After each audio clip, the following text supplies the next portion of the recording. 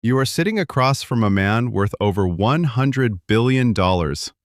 He leans forward, looks you dead in the eye, and says, I made my first real money before I even knew what compound interest was. That man is Warren Buffett, and what he did at 11 years old, with just a handful of dollars, a nervous heart, and zero experience, quietly set in motion one of the most extraordinary wealth stories in all of human history. Today, we are going to break down exactly what happened, what he saw that nobody else saw, and more importantly, what you can steal from his very first investment to change the trajectory of your own financial life.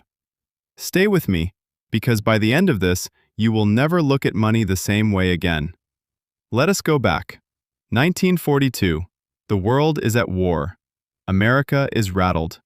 The stock market is shaking. Most adults are panicking, pulling their savings, hiding their money under mattresses. But in Omaha, Nebraska, an 11-year-old boy named Warren Buffett is doing something completely different. He is studying. He is reading.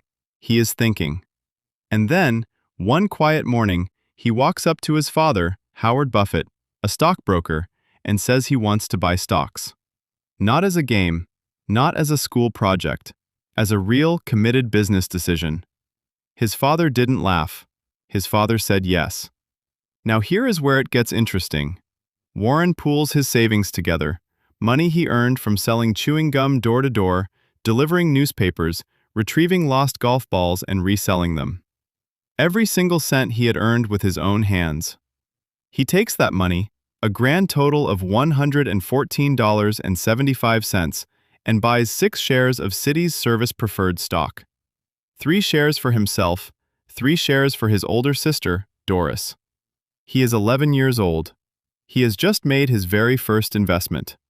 But what happens next? This is the part nobody talks about.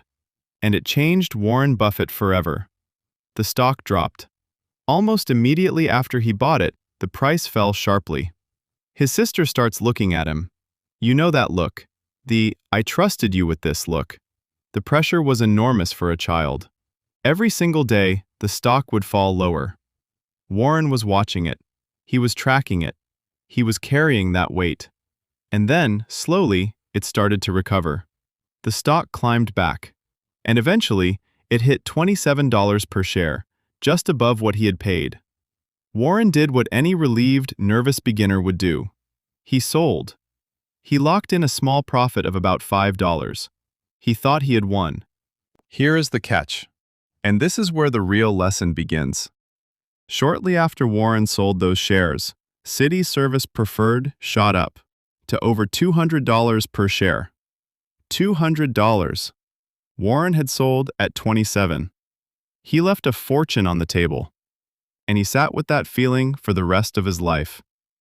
He later called it one of the most formative experiences of his entire investing career.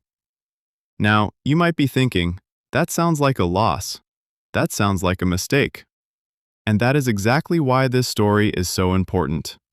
Because Warren Buffett did not run from that mistake. He did not quit.